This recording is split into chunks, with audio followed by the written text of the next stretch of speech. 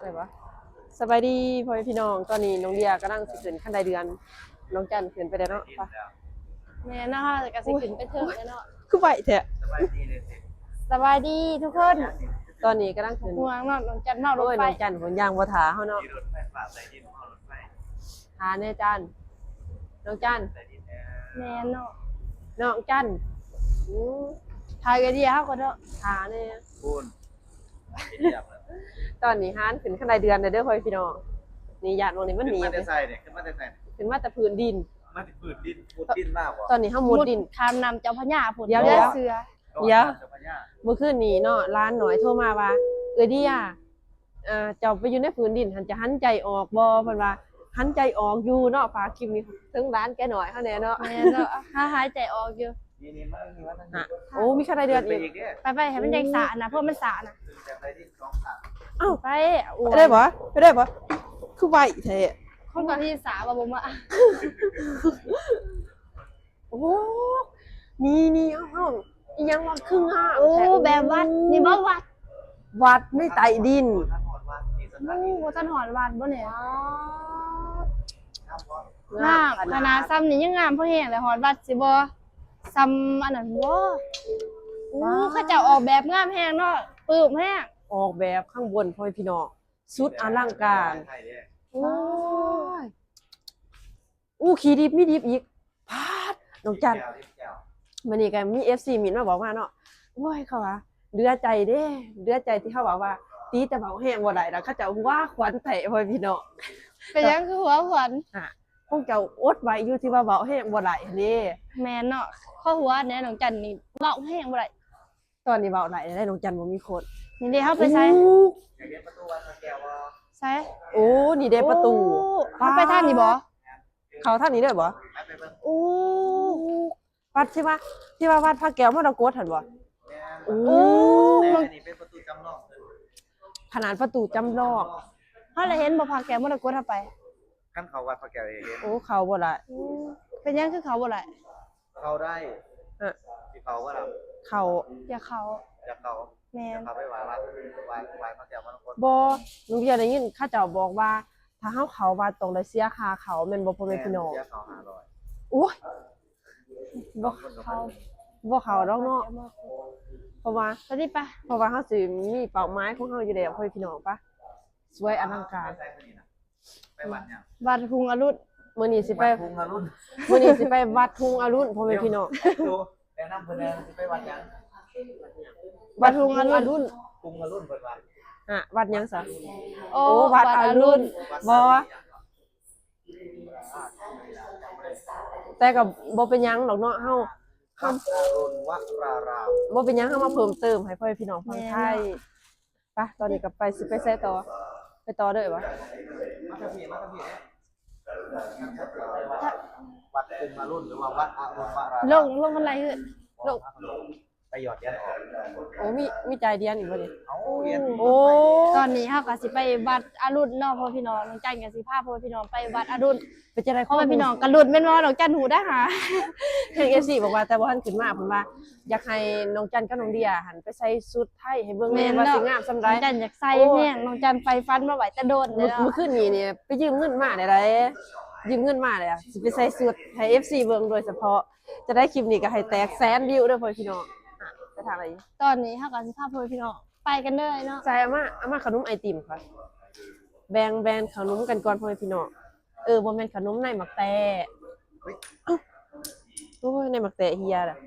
นี่ในหมักแต่บาทน้องเดียบัดข้าวนาน้องเดียขึ้นมานี่สิเก็บมาได้หลายจังบ่ได้เสียเงินซื้อในหมักแต่ไป ก็เป็นหยังตอนยังร้ายเดี๋ยวใส่ไปถุง นี่น้องนี่ก็ยังอยู่ผืนดินอยู่บ่นี่ แม่ ผืนดินได้นี่ขนาดผืนดินได้นี่น้องจัน ดิน นั่งมันได้เดินมา2เทื่อแล้ว อ๋อเป็นยังอยู่พื้นดินอยู่เนาะ สิขึ้นไปอีก ยังมันได้เดินอีก คนไทยเฮ็ดได้จังได๋ว่าคือบ่แม่นผืนดินนี่ ว่าโอ้ จุดนี้จะเลิกกลัวของอื่น โอ้อ้าวบ่ได้ ก่อน โอ้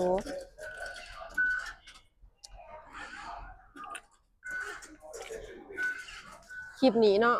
น้องเดียกับ ฝากถึงร้านกับแม่เฮานำเนาะว่าโอ้ยแม่ก็รุนใจแทบขาดเนาะว่าญาติดูหันลงไปพื้นดินแล้วญาติขึ้นมาบ่ได้แม่โทร ยาน มาบ้า หาน ยใจ นี้ บ่ออกอีกเนาะ กับญาติหายใจบ่ออกแม่เอ้ยบ่ต้องห่วงเด้อสะดวกสบายเฮง แม่นแล้วก็เย็น แล้วก็เย็นเป็นเย็นไป เป็นหอมแอร์กันบ่ บ่ ได้ยินติดแอร์เนาะ แม่นเมืองใต้ดินติดแอร์เนาะทุกคน ขึ้นมาในเดือนเนาะ นี่มาเบิ่งนี่มาเบิ่งนี่ให้เบิ่งอีหยังนี่ อีหยัง เอ้าโทรทัศน์อยู่ในปลวก อีหยังเนี่ย โทรทัศน์อยู่ในปลวก ป้าดนี่แบบนี้อีบ่เนี่ยปวกโอกกระดูกเฮ้ยอย่าไปนะ ของโบราณ อู้ของโบราณพ่อพี่น้องมีโทรทัศน์นำแล้วก็มีป้าดน้องจันคิดว่าอีหยังเนี่ยคิดว่าปวกบ่เนี่ย แม่นปลวก คือหินนี่น้องจัน วัตถุโบราณ โอ้ ยังครับ จับบ่ได้ หวย คือสิว่าจะได้ก็ของทุกอย่างน่ะเบิ่งได้แต่อย่าจับเพราะว่าเพิ่นต้องเก็บไว้หลายร้อยปี โอ้ มันถ้าเฮาต่างคนต่างอยากจับมันก็สิสึกล้อนะ โอ้ เพราะว่าเป็นของ เพราะว่า แต่สมัย100ปีขึ้นหลังพุ่นเด้นี่ เพราะว่าเฮาก็บ่ฮู้เนาะพ่อแม่พี่น้องก็ต้องขอโทษนำ น้องจันเฮ็ดเป็น เป็นเมืองเก่า โอ้ เป็นหยัง ปัจจุบันน้องจันยังมีขายอยู่เด้ยังมีขาย เป็นหยังเนี่ย ของแบบนี้ น้องจันมาเบิ่งนี่แม่นหยังนี่มาเบิ่งนี่อู้เส้นทางเป็นแก้วเส้นทางเป็นแก้ว บ่กล้าย่าง ขึ้นได้บ่เนี่ย มันสิรู้ บ่รู้ ดูบ่ เอาได้ยาก ได้ย่างบ่อู้ใจเย็นๆอย่าฝ่าวมา รองรับสูงสุด20 คน อู้10คนพุ่นน่ะ 20 ป๊าด แม่น อลังการแฮงพ่อแม่พี่น้องป๊าดสุดยอดแฮงอู้ งามแพงเนาะ น้องจันฮะ งาม ไปวัดงามกว่านี้บ่ ในวันครับวันนี้ น้องจันมาเบิ่ง เดี๋ยวได้วัดงามกว่านี้ อู้น้องจัน หอยสัง จับ จั บ่ น ได้ ไม่เห็นแท้ๆเลยเด้อหอยสังนี่เนาะ มาเบิ่งได้ค่ะแม่พี่น้องเบิ่งหอยสัง เมืองไทยนี่ เบิ่งห สา อย มารถ สัง ให้ส้มได้ แต่ว่าเฮาต้องเบิ่งป้ายนะว่าซื้อจังไดนี่ซื้อบ างซ่า วังสร้างมุกก็แสดงว่าห้อยมุก หอยมุกบ่แม่นหอยสัง บ่แม่นหอยสัง บ่แม่นหอยสังป้า บางสร้างมุก สุดยอดเด้ออู้มานี่นี่นะโอ้ โอ้ ตาย แต่หอยหินน้องจันจะไกลเมื่อไว้เพื่อน อยากไหลเด้น้องพ่อพี่น้องงามแฮงตาย อันนี้ห้อยหยัง มาเบิ่งไกลๆแน่อ้ายอยากเห็นไกลๆดินะอุ้ยสุดยอดเด้อ จักปีนี่100ปี1,000ปีบ่ได้นี่ โอ้ เหล็กยังว่าเป็นเหล็กเหล่า น้องจันมานี่อีกน้องจันคิดว่าแม่นอีสังนี่กระดูก กระลูกซัดน่า แม่ จะ นบ่ เป็น งัวลูกว่า เอ้า เ เครื่อง บิ่งซื้อมันสิมีประวัติให้ เรื่องเล่าจาก ซื้อเห็นบ่ กระดูกงัวโอ้กระดูกงัว นี่แหละเพิ่นนี่กระลูกม้าก ระดูกมา โอ้แต่ก่อนเป็นเมืองเก่าเนาะเดือเสือแห้งแล้ว แส ก็ ดง แบ ว่า บอิหยัง ขอ ทุ ง กอย่า คาง ตะ แบบ กี้ได้นี่เนาะ แบบขึ้นของจันฟันขึ้นของจันเบิงในโทรทัศน์นี่เนาะของทุกอย่างที่ว่าน้องจันเห็นน่ะเนาะน้องจันคิดว่าน้องจันเบิงโทรทัศน์ได้เลยเพราะว่าในโทรทัศน์ยังเข้าแบบนี้มาแสดงแบบว่าแบบของแบบนี้ก็คือเป็นของพิเศษเบิดนะเพราะว่าพี่น้องในโทรทัศน์น้องจันได้คิดว่าน้องจันเบิงหนัง โอ้ที่ว่ามันจะมีหอยสังก็คือหอยกับหัวหลายเนาะน้องจัน ห้อยกับโอ้ โอ้นี่เด้เขาจะเอาพุดนี่โอ้ขนาดเลยเนาะ จุดนี้เป็นเมืองเก่าเป็นเมืองเก่านะใช่ไหมจ๊ะ คนไทยสร้างขึ้นมาหลายอลังการแฮงเนาะ ขนาดหน้าบ้านเขาน่ะ รักไว้เลย ขนาดดินนะเขายังบ่ให้ลงไปเหยียบนอนว่าเขาแพงนะบางทีเขาบ่ให้ลงไปเลย เพิ่นอนุรักษ์ ไม้นี่ก็ไม้ตะเกาแล้วนี่เนาะ ไว้ให้ดูให้ร้านเบิ่งแม่นไม้แต่เก่า โอ้สุดยอดเลยพ่อพี่น้องอ้าย โอ้เขาต้องขิมเดียนลงไป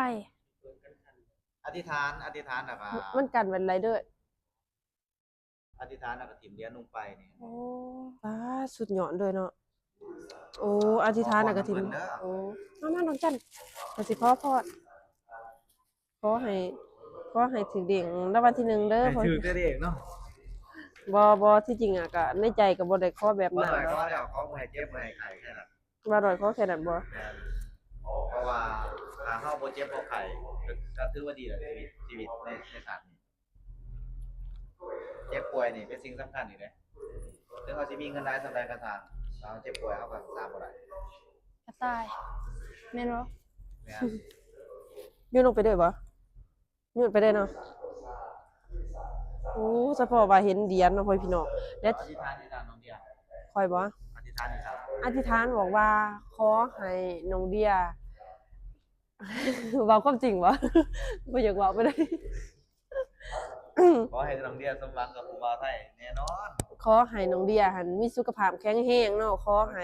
FC ฟัง จัน ไทย บอกบ่ ฮัก ไหล น้อง เนาะไปค ฮั วาก ม น้ เรา องเดียแล้วก็เขาว่าเบิ่งคลิปน้องเดียได้หลายเนาะไป ตอนนี้เฮาก็สิ ไป ไป ใส่ต่อ วัด ไปวัดเลยบ่ วัดภูอรุณ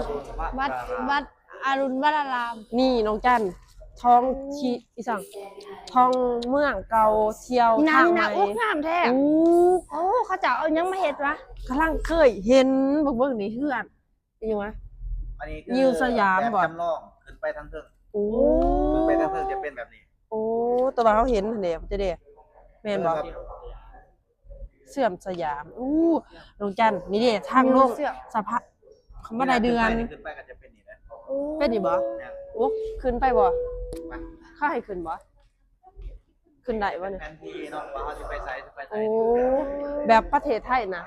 สร้างขึ้นมาสุดยอดเลยเนาะพ่อพี่น้องแบบบอกวิธีขึ้นวิธีลงเลย ตอนนี้บ่อยากเลยเด้อค่ะได้เดือด อุ้ยบ่อยากดอก บ่อยากเศร้าเลยอะเดี๋ยวนี้ใครเนกว่าเก่าตอนนี้กำลังจะไปเบิ่งสิ่งใหม่ๆเนาะที่ยังบ่ทันเคยเห็นนี่ก็ ใส่สุดไทย ไปใส่ชุดไทยแล้วบ่เนี่ย เนี่ย โอ้ดีใจตื่นเต้นแห้งจะได้ใส่ชุดไทยสิได้เป็นนางเอกฟังไทยเด้เด้ เป็นไปเที่ยวอีกบ่ ขึ้นไปอีก ตาไต้ดินนี่บ่โอ้แม่นไต้ดินน้อยบัดนี้ ในที่นี้เริ่มประมาณ3-4 โอ้ 3-4 40เมตร โอ้ซ้ำสิแลน้องจันแลแต่ก็ ออกจากใต้ดินแล้ว แลแต่ก็สูเนาะพ่อพี่น้องโอ้ my ก็ god ออกจากเมืองใต้ดินแล้ว อ้า แดด เสือเพราะว่าเขาขึ้นมาในเมืองใต้ดิน อู้เสื้อแล้วบัดนี้เสื้อคักเสื้อ อะไร แน่ เด้ เอ๊ะทีนั้นเป็นเมืองนึงอ่ะ เด้ โอ้ เขาเจ้าแบบบาดหูงามแพงเนาะ ตาย แบบคือเป็นคือ น้อง เล จัน ย เขาถ่ายรูปอยู่นี่รูปหนึงหาได้ถ่ายให้น้องสะดาวก็ มิว เนาะ เซียม คลิปหนึงแหละ มิวเซียมสยามครับ ถ่ายรูปให้แน่พ่อเด้อถ่ายรูปให้แน่ มาที่ท้ายผู้ภัย ถ่ายต้นน้ำ ไอ้ ต้นน้ำก็ได้ พ่อกัน